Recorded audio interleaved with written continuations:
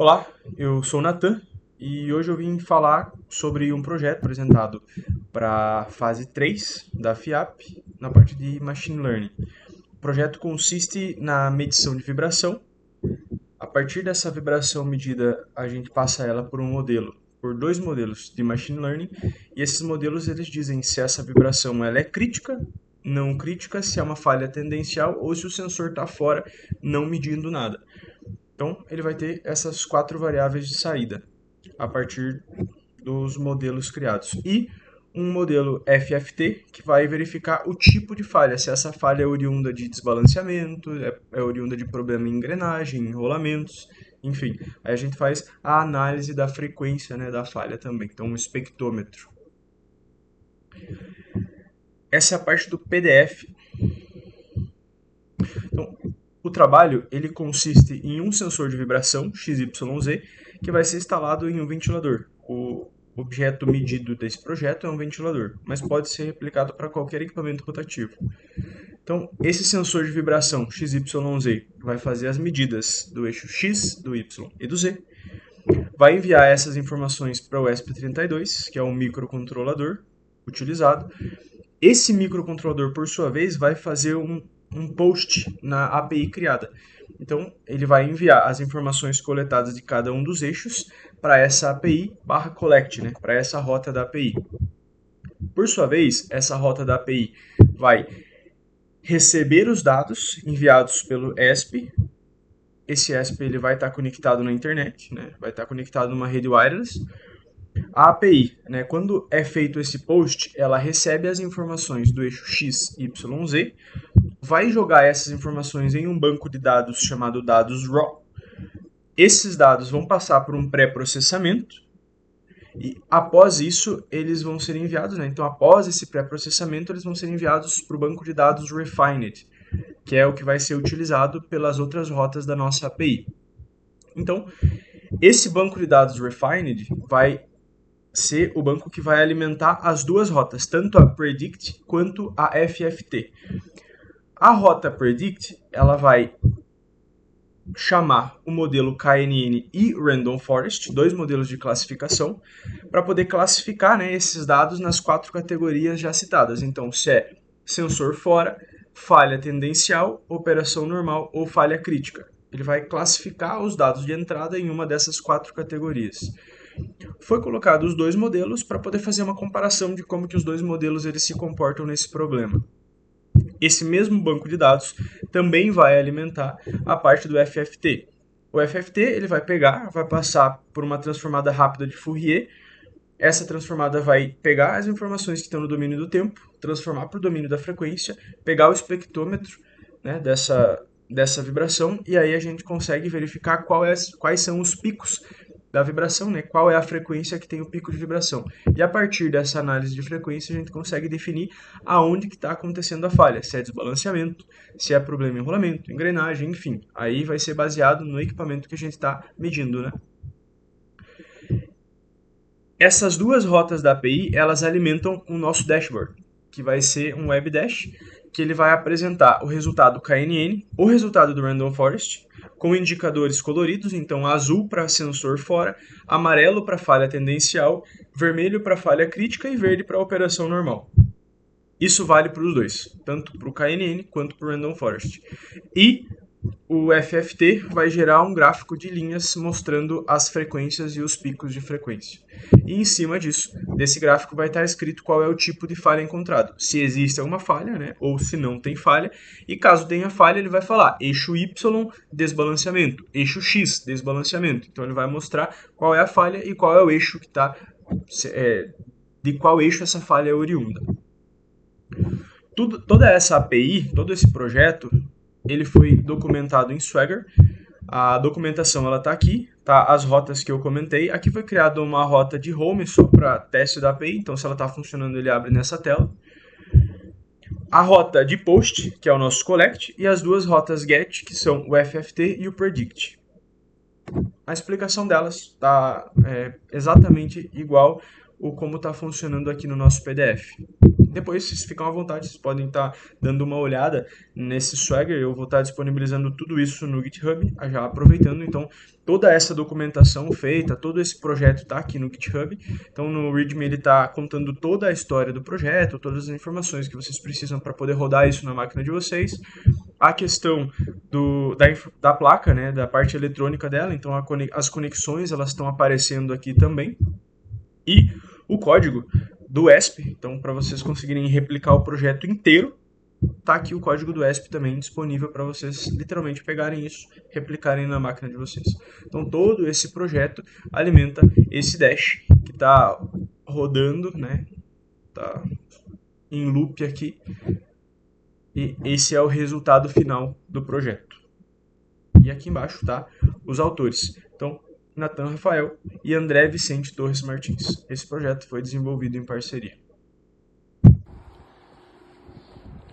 Aqui está o sensor de vibração, essa aqui é a caixinha da parte eletrônica dele, e aqui está o botão de liga e desliga. Aqui dentro tem o sistema de bateria, ele está conversando com o Wi-Fi e está se comunicando com a API que foi desenvolvida.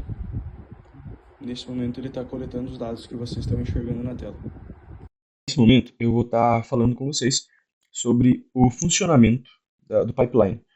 Basicamente, a parte do treinamento, como foi feito. Então, foi coletados os dados do ventilador funcionando normalmente. Então, o sensor foi colocado no ventilador e a gente deixou ele rodando um tempo, né? Ficou rodando algumas horas, coletando esses dados e salvando ele no arquivo CSV, que está salvo aqui no nosso dataset como operação normal. Depois disso, foi adicionado um peso de 2 gramas para a gente poder fazer o treinamento da falha tendencial. Então, as informações relacionadas à falha tendencial, né, com o peso de 2 gramas adicionado, a gente coletou e está nesse arquivo CSV. Então, aqui vocês podem ver a vibração do eixo X, do Y e do Z, que ele já coleta e passa essas informações para a gente, né, via API com esse padrãozinho de informações, beleza? E a falha crítica, coloquei um peso de 7 gramas no ventilador, deixei rodando por algum tempo para coletar essas informações. Após isso, foi deixado o sensor em cima da mesa para que ele só ficasse sem vibração nenhuma, para que a gente entendesse que esse sensor está fora do equipamento. Por quê? Porque mesmo um equipamento vibrando ou funcionando, né, um equipamento rotativo funcionando em perfeitas condições, ele tem um índice mínimo de vibração. Então é muito diferente do sensor estar completamente parado. Aí aqui a gente criou essas 4 categorias para poder classificar, né, visto que esse é um algoritmo de classificação. Na parte do pipeline, especificamente, como que a gente vai tratar esses dados, então não é possível treinar direto o modelo utilizando esses dados de bate-pronto. Não é viável, não dá certo. Por quê? Porque a gente precisa analisar, pegar esses dados crus, né, que são os dados puros da vibração, passar ele por um pré-processamento e transformar esses dados em alguma coisa que a gente consiga ler, que a gente consiga trabalhar. Porque só a vibração puramente, ela acaba não dizendo nada. Então a gente faz algum processamento nela antes de passar para o modelo. A primeira coisa que ele faz aqui é a gente define o caminho, né? Então, definindo onde que está a pasta e quais são os arquivos que ele vai procurar e quais são as categorias, né, que ele está procurando. Então, lá no arquivo falha crítica, ele vai categorizar todo mundo como falha crítica. No arquivo falha tendencial, ele vai categorizar como falha potencial. E aqui a gente passa esse caminho. Nessa função, ele vai chamar esse caminho, ele vai entrar nesses arquivos, vai ignorar a primeira linha. Vocês viram que a primeira linha era 1, 2 e 3, representando o eixo X, Y, Z, né? Então, não faz sentido a gente considerar elas para análise, a gente ignora ela. Caso não dê certo a leitura com o TF8, a gente tenta com o Latin 1, o padrão de codificação, porque é funcional, as duas elas vão permitir o mesmo resultado. Então, caso um não dê certo, a gente consegue trabalhar com o outro, então tá tranquilo. Beleza. Garantindo que os dados são numéricos, visto que o CSV ele tem que puramente ter dados numéricos. Caso ele venha algum dado vazio, caso ele venha algum dado de letras, por exemplo, né, uma característica alfanumérica, tem que ser excluído, porque não faz sentido a gente trabalhar com dados alfanuméricos. Então, isso aqui ele dá um drop para que a gente remova as linhas com valores que não são puramente numéricos. Beleza? Então, temos aqui a garantia de que agora o nosso arquivo ele vai conter exclusivamente informações da vibração. O que a gente faz? Após isso, os arquivos eles estão ok, eles já passaram pré-processamento já passaram por esse filtro, então todas as linhas já são numéricas. A gente vai criar as features que de fato a gente vai passar para o modelo para serem analisadas, para daí sim categorizar entre falha crítica, fora de operação e tudo mais. A primeira coisa que a gente vai olhar é a magnitude. Então a gente vai transformar essa vibração em um vetor e verificar a magnitude desse vetor. Então, dessa forma, a gente consegue analisar o tamanho dele, digamos assim, e aí ele vai conseguir categorizar se ele é um vetor maior, se ele é um vetor de tamanho médio, se ele é um vetor de tamanho curto, enfim. Essa é a variação que ele vai analisar aqui. Esse segundo parâmetro, né, essa segunda feature que a gente está criando é um FFT max. Então ele vai pegar, ele vai passar esse algoritmo para uma transformada de Fourier, né, uma transformada rápida de Fourier. O que ela faz? Ela tira as informações, né, a vibração que ela está no domínio do tempo, o que é estar no domínio do tempo. Então, a cada segundo, ele coleta um dado de vibração. Então, a gente está coletando esses dados no domínio do tempo. A gente vai tirar esses dados do domínio do tempo, vai passar eles para o domínio da frequência, que é tirar eles, né? A gente vai transformar eles num espectrômetro. Então, quantas vezes aconteceu da vibração em 20 Hz, em 30 Hz, em 40 Hz, e a gente vai ver qual foi o pico, qual foi a frequência que teve o maior pico de vibração. Se a frequência de maior pico foi a 20 Hz, se foi a 30 Hz, por quê? Porque baseado no pico da frequência, a gente consegue saber qual é o tipo de falha que está gerando essa vibração excessiva, ou se é uma vibração normal do equipamento. Então, por isso que a gente faz essa segunda coleta. A média dos valores, para que a gente consiga ter uma aproximação, para que a gente não tenha outliers. O desvio padrão. Então, a mesma lógica, a gente vai estar olhando o desvio padrão entre as variáveis aproximadas. A curtose, então avalia as extremidades. A assimetria desses dados e todos esses itens aqui, o objetivo deles é unicamente tratar a impossibilidade de considerar outliers. Vai acontecer? Vai. Não é impossível, porém a gente utiliza eles para tentar reduzir o máximo. E aí a gente vai trabalhando dessa forma para que a gente consiga tentar ser o mais assertivo possível. Com essas informações, a gente pega esses valores, passa eles aí efetivamente para os modelos. E aí esses modelos aqui, cada um desses números, né, após essas contas elas serem realizadas, eles vão gerar números ali entre 0 a 1000, 0 a 100, 0 a 200, enfim.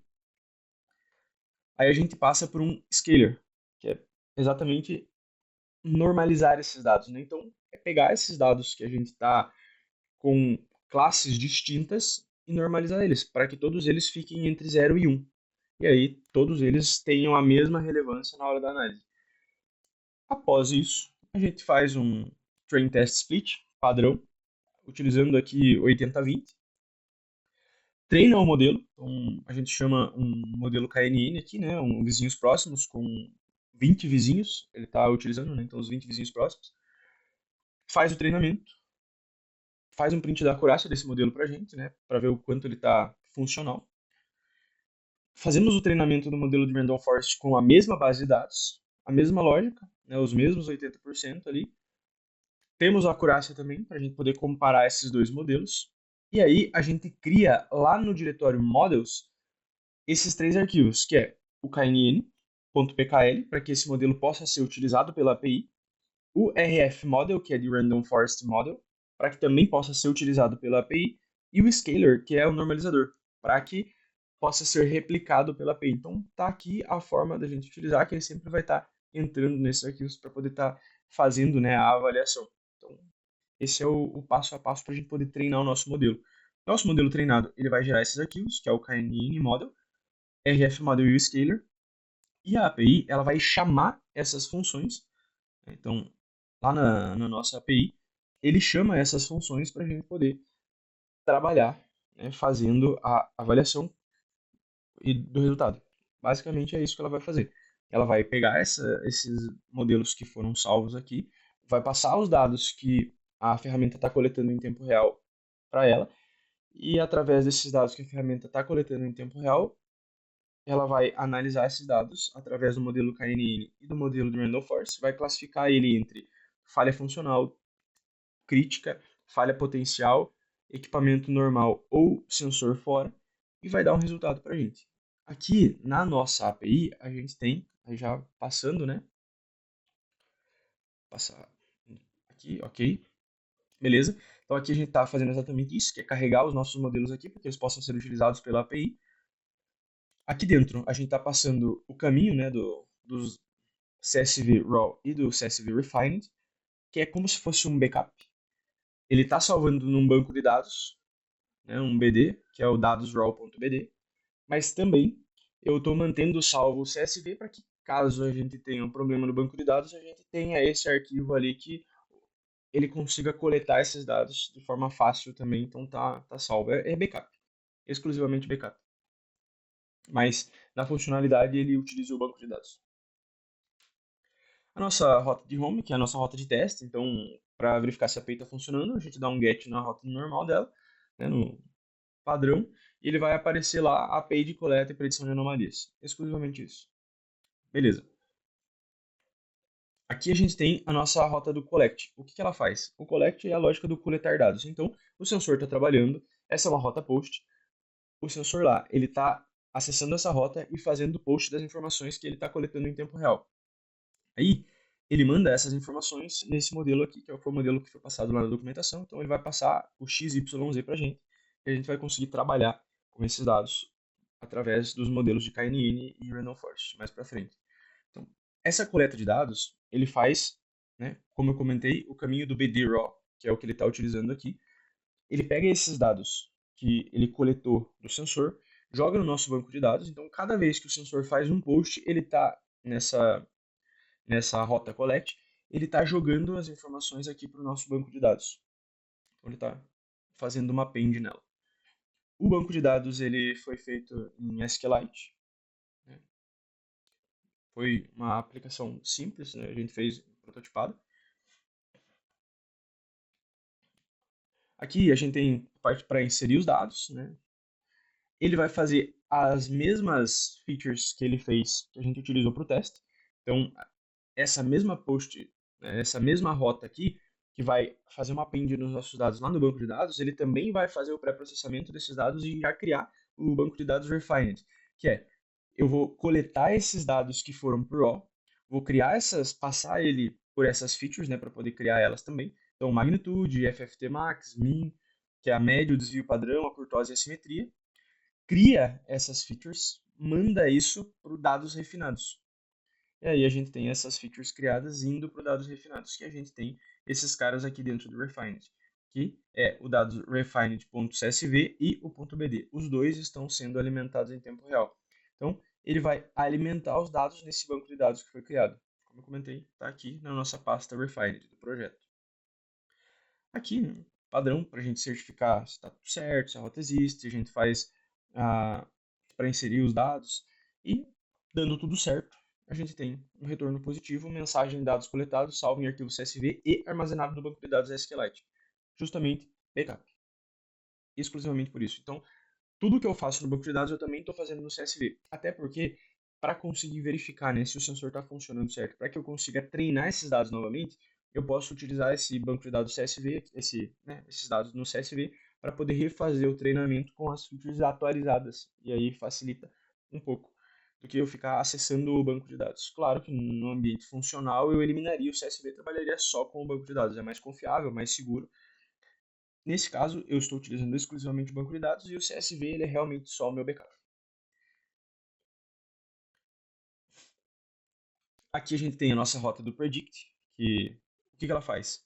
Ela basicamente consome esses dados refined do banco de dados, passa eles pelo modelo KNN e pelo modelo de Random Forest e dá uma classificação.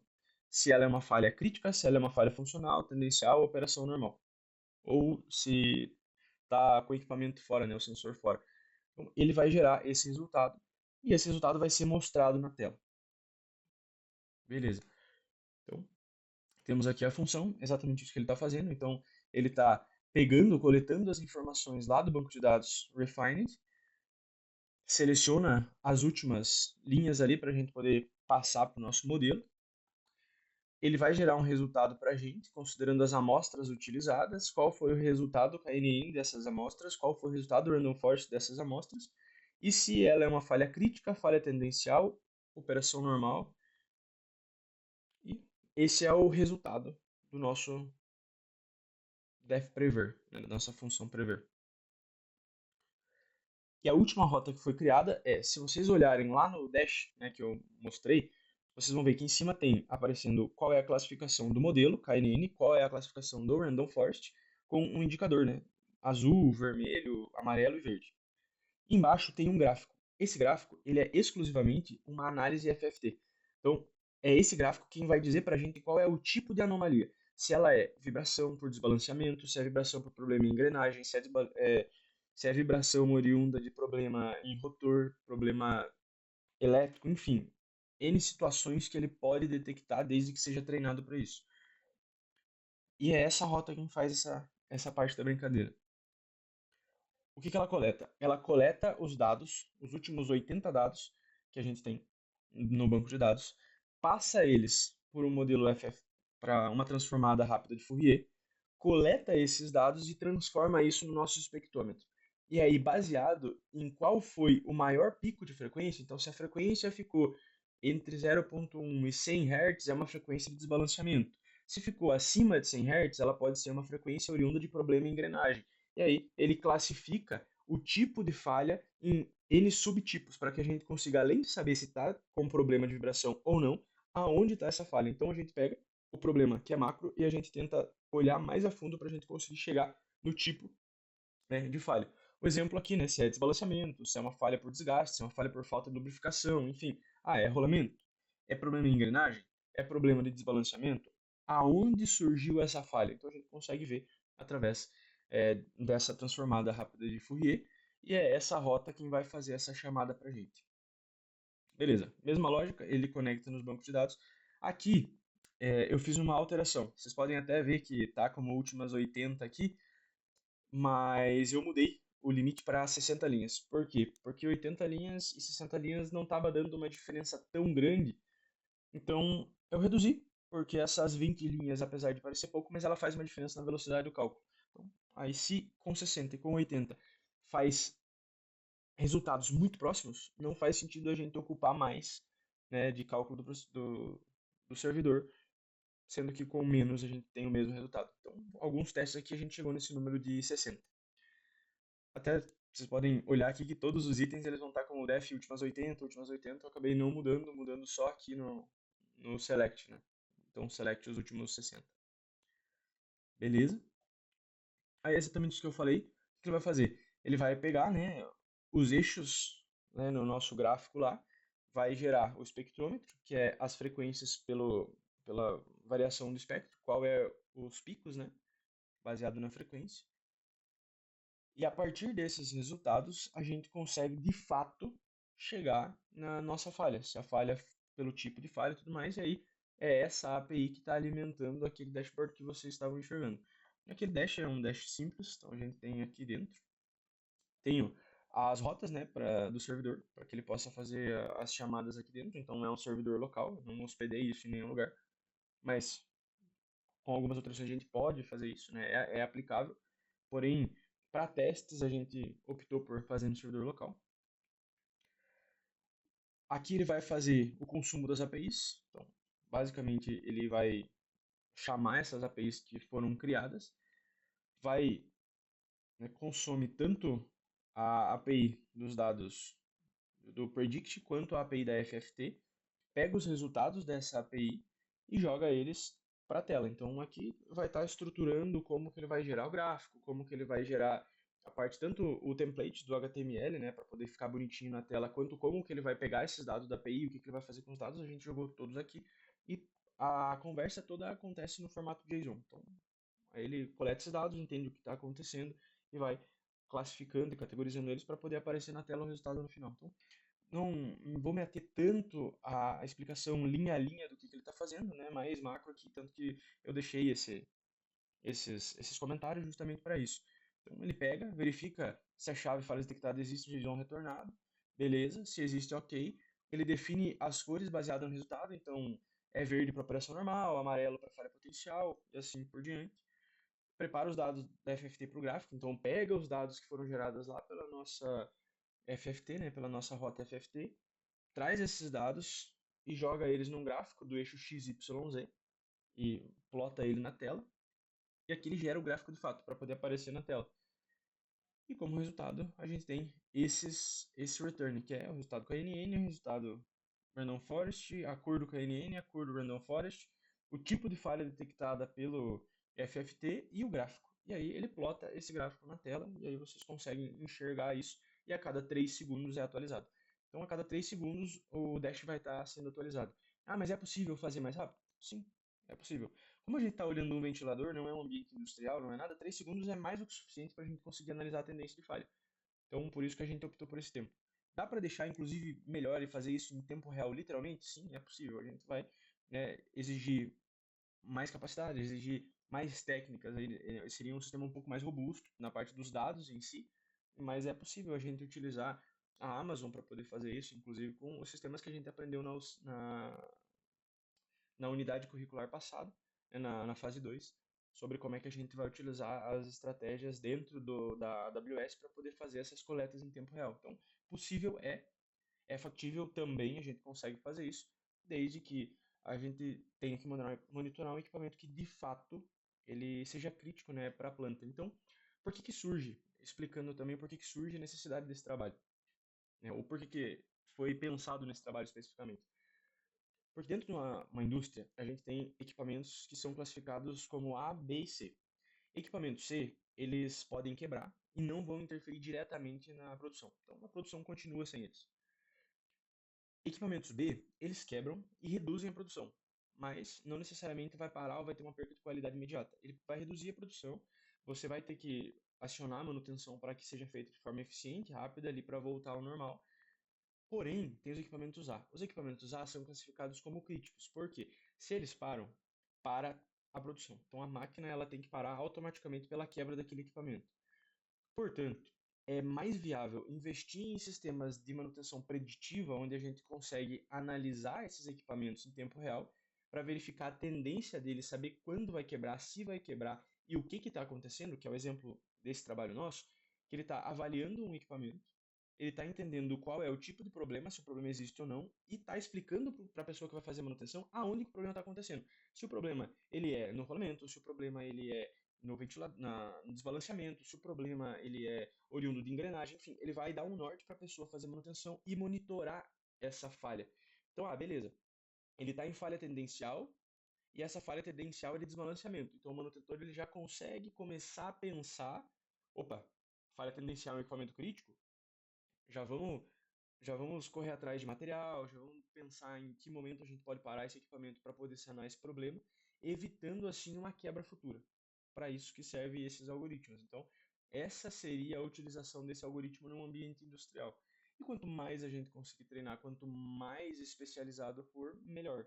Então, a gente passa mais features, a gente passa mais classificações de tipo de falha, se a falha é por rolamento, se a falha é por temperatura excessiva, e a gente pode monitorar outros pontos além da vibração. Então, né, a vibração foi um dos exemplos, o exemplo do trabalho funcional, está rodando, né, nitidamente, mas a gente sabe que a gente pode ir para outras áreas também e a gente consegue atingir da mesma forma. E aí, nesse aspecto, né, o machine learning ele é fundamental e é o futuro.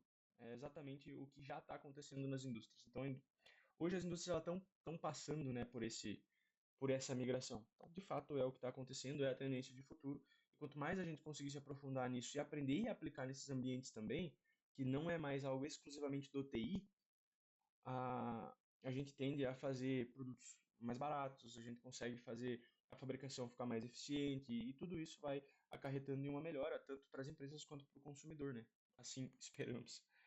Mas agradeço o tempo de vocês, agradeço a oportunidade de fazer esse trabalho. Então, foi muito bom, foi enriquecedor para o meu conhecimento. Eu consegui aplicar algo que está mais na minha rotina, então eu tentei fugir um pouco, né, do ambiente só do TI, porque o meu ambiente de trabalho real é mais industrial. Então, eu tentei fazer algo que estava mais próximo de mim. E aí eu agradeço de verdade a quem propôs o tema desse trabalho. Muito obrigado, porque isso foi realmente muito enriquecedor para mim, porque eu pude me aprofundar mais também e aprender coisas novas, não apenas sobre a parte da indústria, mas também como funciona essa análise de vibração e tudo mais. Então, isso foi muito bom.